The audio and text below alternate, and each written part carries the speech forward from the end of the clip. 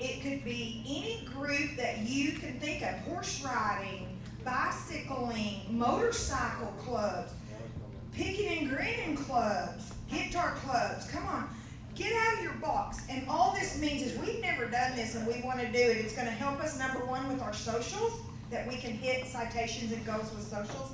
And you're not required to necessarily do a fundraiser, but we would want you to come up with a project. The project may be as simple as cleaning these plastic tablecloths, cleaning a vault out. You guys were talking some simple stuff, just hands-on. So come on, put your recommendations on here and let's see if we can get some action groups started by July. Katie was supposed to announce this. Did you announce that? I'm going to do that in a little while. Okay, she's going to do that in a little while. And then the next thing is David Ellis graciously just kind of started a spreadsheet on things that we'd like to help the Rotary Foundation kind of start repairing, in need of repairing.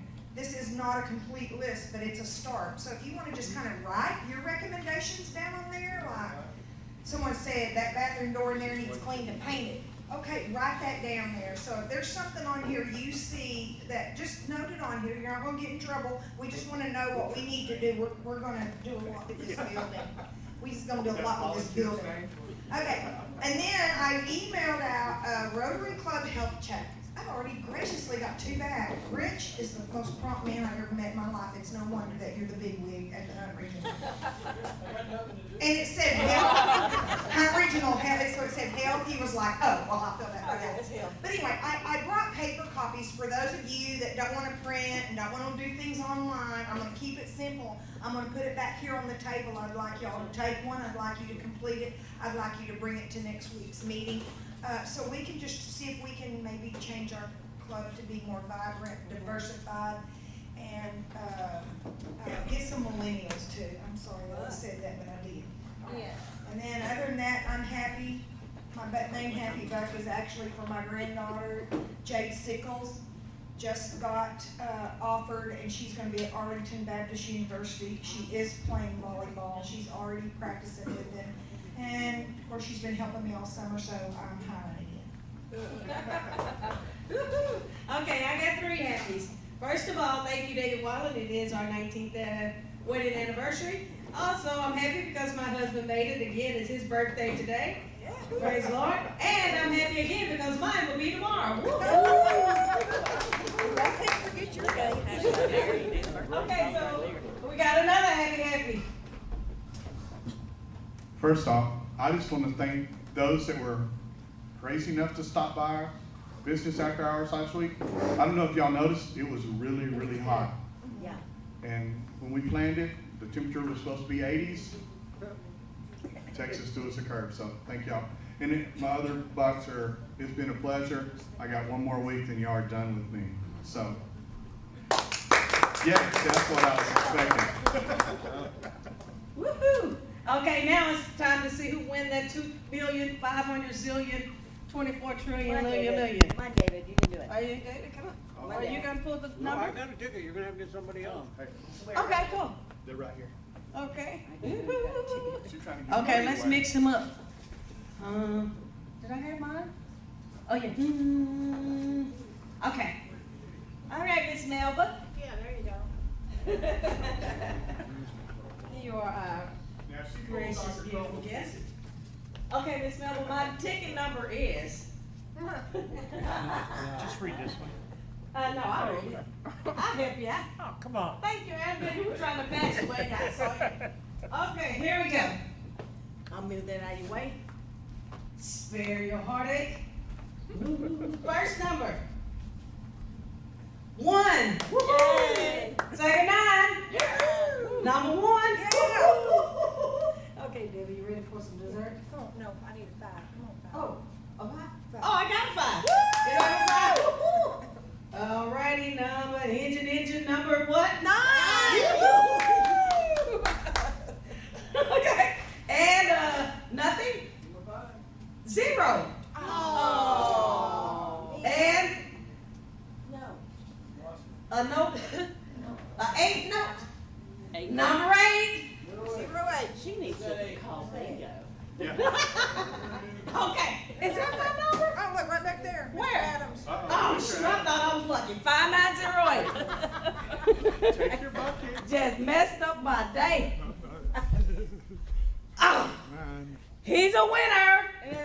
All right, let me get my bucket. I guess we're gonna have to let it.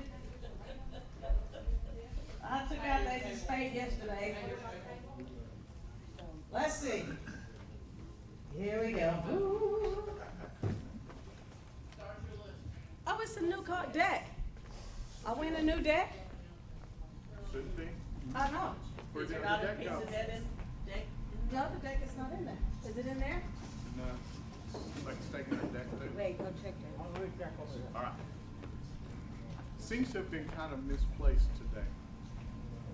Well, we were playing over the other night. Debbie, give me your chance, please, ma'am. There it is. Thank you. There you go. Then I'll pass it along. I had it.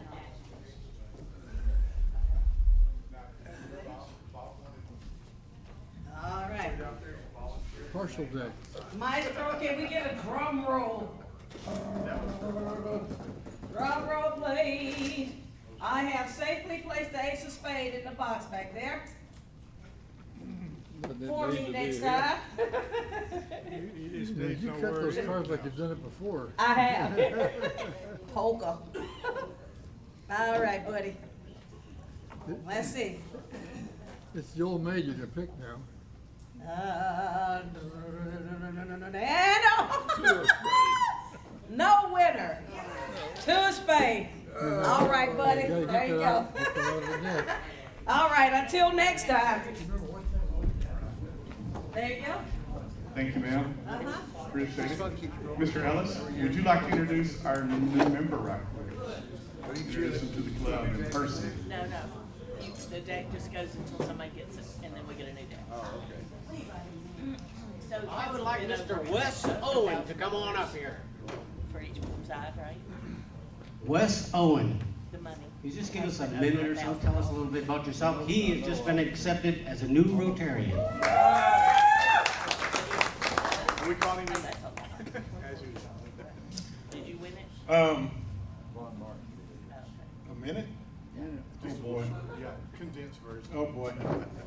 I work for an industrial vacuum company. I won't come to your house and try to sell you a vacuum. It's not that kind of vacuum company. I'm in business development. I don't know what that means, so don't ask me what I do. But that's not why I'm here. I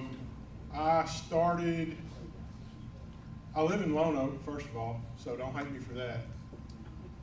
But I started in the city council almost 20 years ago. And if you come to Lone Oak, you're gonna see a lot of changes. It's taken a long time to get there. I'm also the president of the Economic Development Board that we just started about 4 years ago. So I don't have much longer to go on that one, I hope. I'm also the president of this Lone Oak Area Civic Club. I got elected to that and didn't even know what they do. Small town, yeah. And so now I'm here, and hopefully y'all won't make me work too hard. And if I get a phone call from the sheriff's office, we've got our new sheriff is reinstituted using inmates to do labor, and they're out at Lone Oak right now doing some stuff in preparation for our 4th of July festivities, which are going to, interfere with what Greenville's doing. So, but our fireworks will be better because we're going to have like an hour and a half. David, hold on. David, get up here. David, get up here, please. David, would you get up here? fault. It's your fault. Move over so I can see the road before. Together. David, you. There you go. 1, 2, 3. Oh, yeah. Thank you, sir. All right, a quick reminder that there is a roundtable this weekend in Plano at the Haggard Party Barn.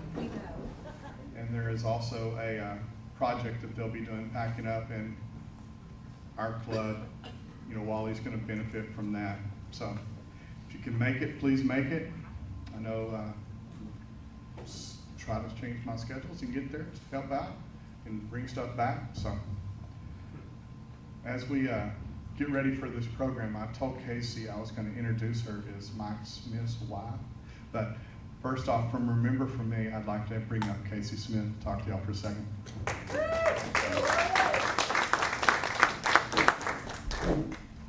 the long way around because I'm not skinny enough to fit through there. As long as I've known you, that's okay.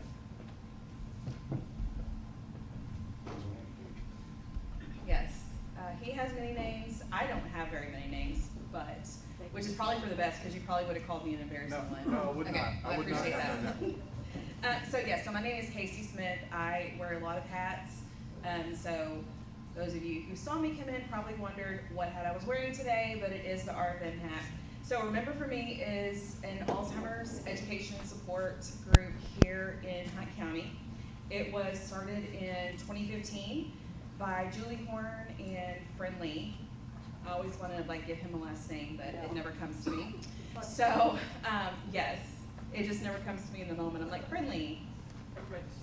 Yes, so, but basically they saw that there was a lack of resources in Hunt County for caregivers dealing, taking care of a loved one with Alzheimer's or dementia. And so they began raising money for the Alzheimer's Association and then realized that that money would go into the district, which encompasses DFW, and very little of that money would actually be coming back to help Hunt County. So that is how Remember For Me was started, was a way to raise money, keep the money here in Hunt County to help caregivers here. The hospital foundation was actually gracious enough to take us kind of under their wing and help us get started until we found our way to be our own 501c3, which we are now. So our group, some of the services that we offer, we have support groups. We currently have 2 support groups for caregivers, one here in Greenville, one in Quinlan. We have a respite care program that offers in-home care, lawn care, and housekeeping for caregivers for free. Just any way that we can help them take something off their plate to make their burden a little bit easier. That's what that program's for. We're currently doing a seminar series which brings in speakers to talk on different educational topics, whether it be the stages of Alzheimer's, planning for the future of long-term care, palliative care, just different topics that would be beneficial and educational for caregivers. We also do a caregiver appreciation luncheon every month, just a time for them to come and we treat them. They get usually a show and lunch and gifts, and it's just a time for us to say, hey, we see you, we know what you're doing, we appreciate you. We have a Go Purple event in November, which is kind of a kickoff to Alzheimer's Month, and so that's kind of our community awareness thing. In the past, we've done educational symposiums, a rockathon. We do a Christmas party for our caregivers every year. We just started with Friendly Show on the last Wednesday of the month. Our caregivers can come and get a free concert, and we pay for their lunch, so it gives them a little opportunity to get out and do something fun. We do legislative advocacy. One of our members was actually part of Representative Ratcliffe's office team with regards to Alzheimer's. And I think the biggest thing, the most important thing that Remember For Me does is that most everybody that's a part of Remember For Me has a personal story related to being a caregiver or related to seeing someone in their family struggle being a caregiver. So they walk the walk, they know what they're talking about. And so it makes it easier to have that individual support, to have those facilitators in those caregiver groups because they've lived it, they've had that experience. So Julie was gonna be here today, and so she probably could have told you the whole story from start to finish, but clearly I'm not Julie. So in lieu of that, we have another person here from RFM, Miss Melva Hill. She gave an incredible talk last night about the stigma of Alzheimer's, and so we actually asked if she would come and give that to you guys because it's such great information. So I'm going to have Miss Melva come up now.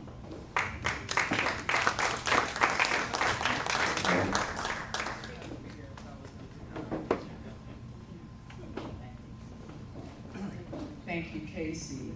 If you don't mind, I'm going to stand up here because I've got notes that I need to refer to.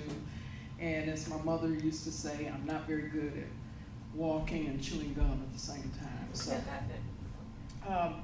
we have put on your tables a, just kind of a overall look at what the stigma can cause in the lives of those who are taking care of people with any type of dementia or Alzheimer's. As Stacy. There's a red light still on the bottom. Well, you're right. I always remind everybody that I used to work for the Boys and Girls Club, and if you ever had to speak over 150 kids, you know, thank you, you know how to elevate your voice. And in addition to that, I'm also a pastor, so sometimes get their attention, you know? But I wanted to begin by, first of all, defining stigma. And it's very simple, at least Google says that it is the mark of disgrace associated with a particular circumstance or situation. But I also thought that we might need to begin identifying some of the byproducts of stigma. Because there are many, but 4 of them that I think that ring true are the ones that you will find on your handout. And we, of course, begin with denial. We just don't want to accept it. So we find ways to deflect what is actually happening in your life. And one of the things that we do is we try to justify the actions of you as well as your loved one or your actions. And we also have a way of finding and making excuses. And when you make excuses for what is going on, all you're doing is making excuses and you're not making anything go away. So we encourage you to, first of all, recognize and accept that you're in this situation.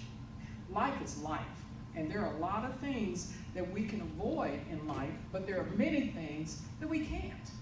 I asked the question to the group last night, because we had primarily caregivers. How many of you sat down and wrote a letter to God and said, God, please send my loved one dementia? Well, of course you didn't do that. So, because you didn't do that, that means you had no control over what has happened in your life. So you have to adjust. And one of the main things that you have to do is to get past denial. And you need to begin seeking ways to help you deal with the situation. Because as I said, with the excuse part, we find lots of things, you know, it's not really that serious, they're just aging. And one of my favorites is, it's just stress. Well, I'm aging, I have stress, but I may not be in the position that your loved one is. So it's imperative that we make a point to figure out how to overcome this denial. As we move through the process, we are also going to experience shame. How do we share this terrible thing that's happened with our family, with our friends, our church members, anybody you might come in contact with in the public interaction that you encounter throughout any given day? So you need to first of all realize that you don't have anything to be ashamed of. You're not the cause of this. It is just something that has caused your life to take a turn. So again, we have to make sure that we adjust. And we also have to make sure that when we get into this predicament, that you don't try to share every bit of what is going on in your life alone. It's truly a necessity for you to get through this situation and be able to function reasonably normal is by sharing what is going on. Who do you share it with? Your family members, your close friends, your church members, maybe even co-workers, because some of our caregivers are working and taking care of someone. So these are the folks that you need to bring close to you so that they can possibly help you in various and sundry ways. One of the things is that they can just simply try to understand. that you're going through something now, and it is not something that you caused, but it's something that you have to deal with. And because you do, there are going to be a few things that you don't do like you used to do because of the adjustment. But don't feel ashamed of that, because it is just, again, life, and life happens. One of the things that I see in a lot of people is that when this begins to happen, because you are ashamed, you try to take on all of the burden on yourself. You want to shoulder all of this responsibility. You want to bear the entire load. My remark to you, above anything else, if you don't hear anything else that I've said today, is don't bear, share. Because people are out there that want to help you, that know what you are going through, and they have been gone through it, and so they have some expertise that you don't necessarily have, but they can help you to be able to get to the point where you need to be, so that you can be the most that you can be for your loved one. We next see that people experience guilt. And we experience guilt for many reasons. One is that your mother was really good at it. I know mine was. But guilt is something that it's just, again, a part of life. You might ask your question, why didn't I see this coming? As I've shared many times before, my sister was the one that I was her caregiver. She was my loved one that was struck with this. I actually diagnosed that she had dementia about 2 years before we actually said, okay, it really is a situation here. My brother-in-law was still in denial. I mentioned it to him, suggested ways that he could help her and himself, but he continued in his denial. May have been a little bit of shame there, and even the guilt. But the other thing is that we have to realize is we don't always see this, because we're looking at our loved ones through different eyes than other people do. So even though it's there, sometimes we don't see it because it's our love is clouding that. So don't feel guilty about it. Why am I so ashamed of the situation? We revert back to the shame. The shame brings back guilt. It's just a volleyball for us sometimes, volleyball game for us. And we just go back and forth and back and forth. Don't do that to yourself. Kick that denial and shame to the side. Recognize that you don't have anything to be guilty about, and you move forward, because there are a lot of places that you can go. If you had a loved one that had a heart attack or a stroke, what would you do? Oh, thank you. 911. You're going to make sure that they get something done to remedy their situation. It's the same with dementia. Don't wait till the last minute. Call, we need to kind of have a 911 button in our hearts that says to us, okay, time is now. So let us not sit on our hands and hope this passes over. We need to be the one. We need to be the EMT on site at that point, because you are seeing things that are not normal. They're not natural for your loved one. So you need to be the one to take on that responsibility of doing what needs to be done. Am I doing all that I can be done? Possibly not.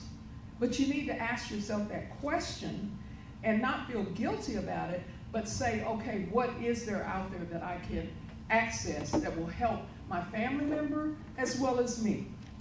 Because you are being affected right along with that person that is sick. So you want to make sure that you are doing all that you can do. You need to seek out organizations like, Remember For Me, the Alzheimer's Association. Go to your doctor. And you might not be able to get your loved one to the doctor if they know why they're going. But you go. Talk to them.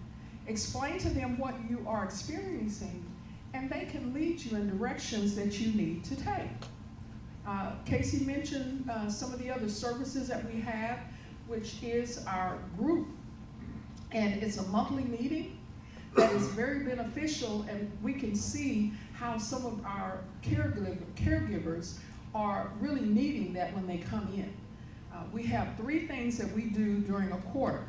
One quarter, it's open discussion, and whatever's on their mind, they talk about it. We have another one where it's a fun night. We also have special speakers that come in and address things that our caregivers are pondering, but don't really know how to ask for them. But seek those kinds of organizations. Alzheimer's Association has a massive website. Maybe there's something that locally we can't provide for you, but there are other avenues that you can take. So all that you can do for your loved one is all this that's out here. You can access it and see how it fits your situation. Fear. Fear is probably the biggest factor because we don't know enough about dementia diseases. And so we become fearful.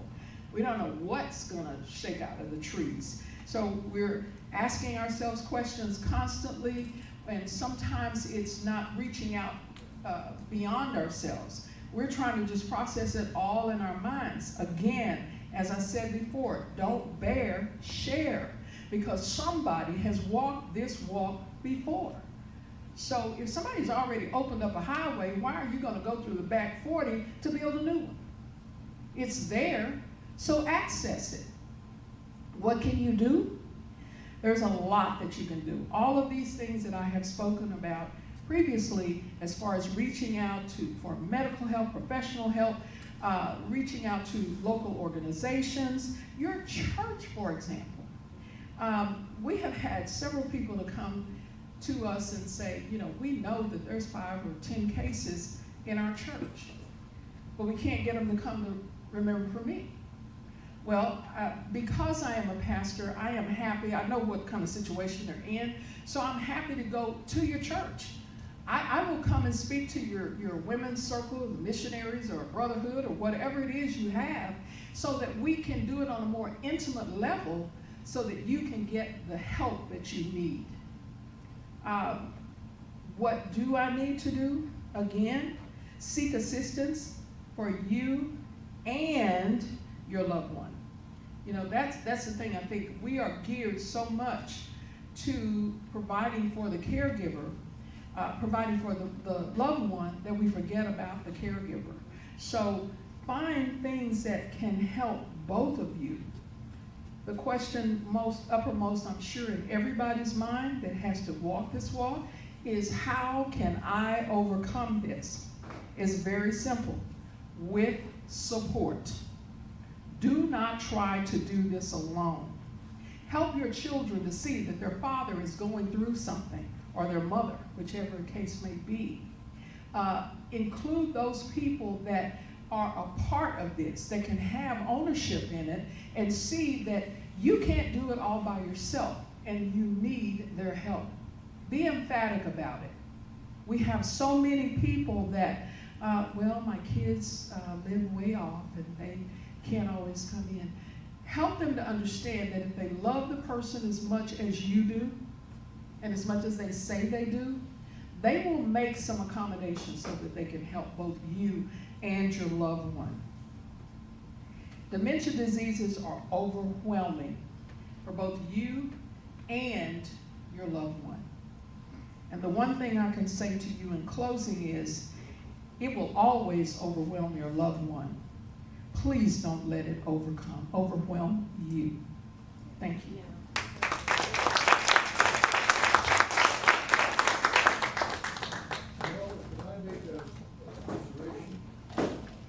I'm sorry. The altered mental status is what we call it medically. It's one of the most common presenting symptoms. And I want to underline what you said about seeking help, because many times people will have reversible causes, and with reversible causes can be identified, side effects of medications, for example, inadequate oxygenation. And by addressing these, you may reverse the symptoms. And then once you get a positive diagnosis for certain with consultation, then you can eliminate the whole concept of guilt. Because Absolutely. you have a positive diagnosis that is unrelated to any of the behaviors or I did this or did not do that in the past. Thank you. That's a very good point. I remember my husband was diagnosed with something called Scleroderma, which is a horrible, hideous disease. And his lead physician pulled me aside and said to me, because I just had decided he's going to get over this. I was praying hard. Our church family was praying. He is going to get up out of this bed. And his doctor said to me, Mrs. Hill, we can't tell you that he ate the wrong things, he drank the wrong things, he went to the wrong places, but we do know that he has this disease, and we are going to have to reckon with it. And that's case in point. But things that we can do, we need to do. And if you linger in denial and shame and guilt and all these other things, you may miss out on a prime opportunity to, even if you can, there is no cure right now, but there are some drugs that can retard the growth or the rapid movement of the disease. So don't miss out on that because you didn't want to tell anybody. The one person that you need to tell, you need to get to them right away so that you can at least help to retard the situation, slow it down. Yes, sir. Are there any common or uncommon daily lifestyle choices, activities, recommendations that Remember For Me has that can help us people who don't deal with that now, but as we age, we might, can slow that process down?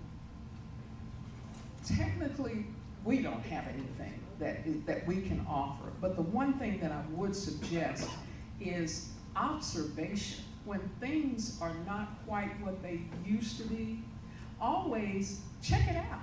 Don't blow it off. That like I said, it's aging, it's stress, it's this or that. It's been tough at work. A dear friend of mine, that's what she attributed her husband's behavior to initially, was that he was stressed out at work, but it wasn't that. And so these are the things that we need to pay close attention to. Are those things that are out of the ordinary? And I don't know if you all have heard or not, but there is a new drug that is in the process now of trying to be worked through and get it out there. They're trying to set up some trials so that we can see how effective it's going to be. So say prayers for it because we need something. Yes, ma'am. I just want to say that I work with Remember For Me a lot. I probably counsel 4 to 5 families a week that have loved ones that have been affected by dementia or Alzheimer's. Remember For Me is a wonderful organization. I have caregivers that come to me. They are so overwhelmed, they don't know what to do. Remember For Me has helped us in mowing yards, cleaning, just getting the meals, any little thing helps, and they're wonderful. I also do want to say, my mom was recently diagnosed back in April. If you know me, you know I'm a caregiver to several people in my family. My grandmother that's 87, my daughter has Down syndrome, my brother's mentally ill. This has been the worst diagnosis that I've ever had to deal with. She's 65, and it is alcohol and drug-induced dementia. So when you ask, what can we do? Check yourself. Check yourself. See what you're doing. See what you're doing every day. Look at your lifestyle.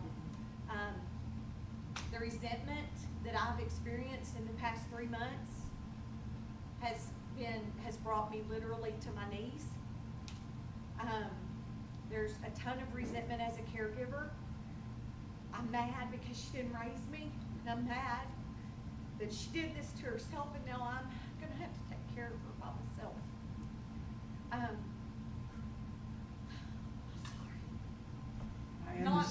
Not many people know that, but I've shared it with a few of my closest friends here in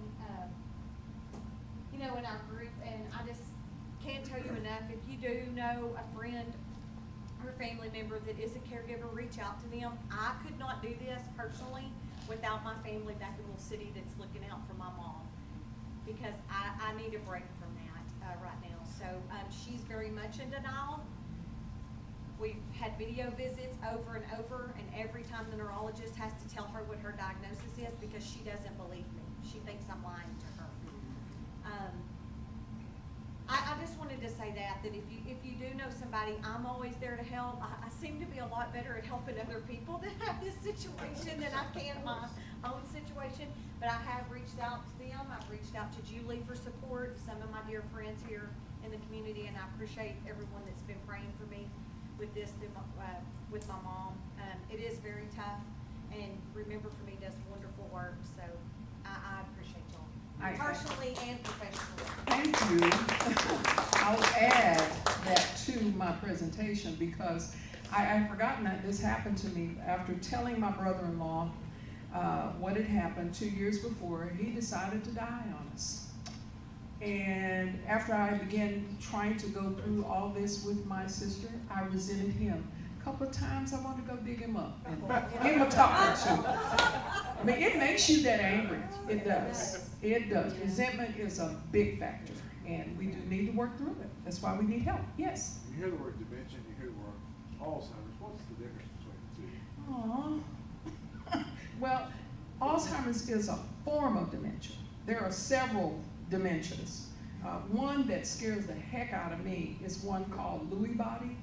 Lewy Body brings not only dementia, but it also brings hallucinations. Yeah. I had a couple that I was talking with, and they admitted that one night she woke him up. She was the patient. She woke him up and said, there are dinosaurs marching across the foot of her bed. So that's the one I think that scares me the most. But there are different forms of dementia.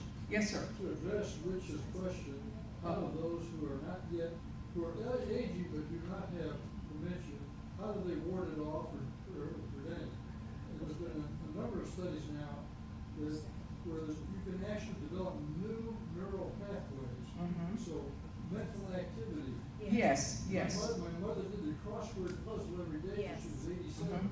Mm-hmm. Physically, avoiding social isolation. Yes. Be physically active to the extent that you can. All of these things, there's some soft evidence that these things help. Right. And I'm sorry I didn't fully do that, but self-exile is one of the big problems. And that is something that we should not do. And because I have Alzheimer's and dementia in my family, I do lots of puzzles and hidden words and card games, anything that I can think of that's going to tax my mind. And that's one of the things that really does help. You're exactly right. Thank you. Yes, sir. Well, there's some research that shows that there are certain particles that build up in the brain as a precursor. I think they're amyloid on there, and those particles are there before the Alzheimer's shows up.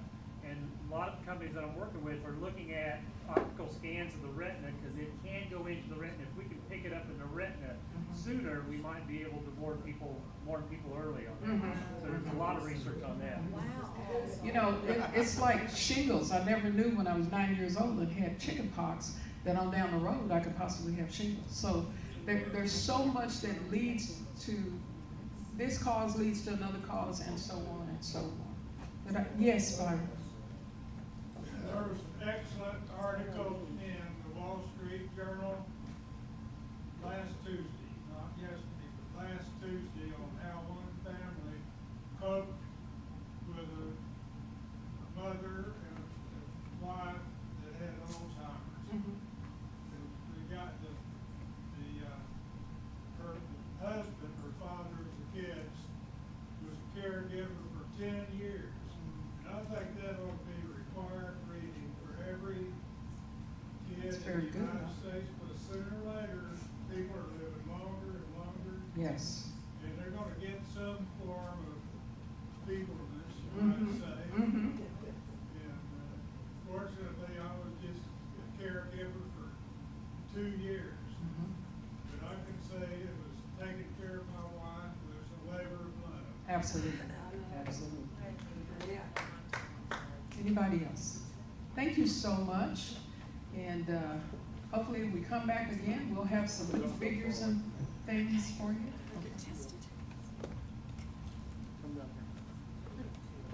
I don't know what I'm gonna do with her. Did she mention she was a pastor? Yeah, she did. You know I love you. Don't be trying to hide over there. And we have a big check.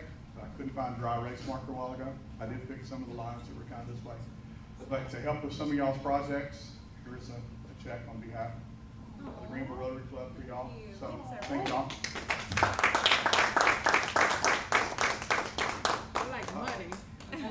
Oh, you see that weird look on my face? Why is it doing what it's doing? Because it's on video. Yeah. I got it. I'm gonna have a wild video now. Maybe my glasses Thanks. on. I like Thank you it. so much. Thank you. We really appreciate Thank you for coming out and sharing. Thank you for the box too. Hey, All right, before we leave, Katie's got something she'd like to say. Very quickly. There's a flyer on your tables. I want to let everybody know there will be a Club Runner email going out, but I want to make sure that everybody knows that we are going to have a kickoff meeting on Tuesday, July 13th for the Human Trafficking Club that I am attempting to form. I would like all of you there to, anybody who has a heart for this. I'm inviting many people from the general community, from nonprofits and everything to be here. I've got people from POIMA that are going to come and speak. I'm hopefully going to get a hold of some of the police officers to talk about incidents they're seeing currently here in Hunt County. So please make sure to be there. It'll be here at the Landmark, 5:30 that evening to, I hope, for us to find at least 8 new members and kick off this new satellite club specifically engineered towards human trafficking. So, thank you. Thank you, Katie. Larry? Yes, sir. One thing, I just got my invitation to the Barefoot. I know. I apologize for that. It only took a month for the mail to deliver from Greenville to Greenville. A month. A month. Everybody, can I make an announcement? All right. Okay. One quick one. One quick one. Tomorrow night at the Texan, the Road Less Traveled. Okay, every month we sponsor a different entity, like 501c3. This month, since it's my birthday tomorrow, they allowed me to pick the person that is going to receive the donation. So I chose our Rotary Club. Woo-hoo! So if you're part of the Road Less Travel or can get there tomorrow night, you can be a part of us receiving our donation from the Road Less Travel. Congratulations on the birthday. All right, don't forget, round table, Saturday in Plano at the Haggerty Party Barn. This will end my next to last meeting. Thank y'all for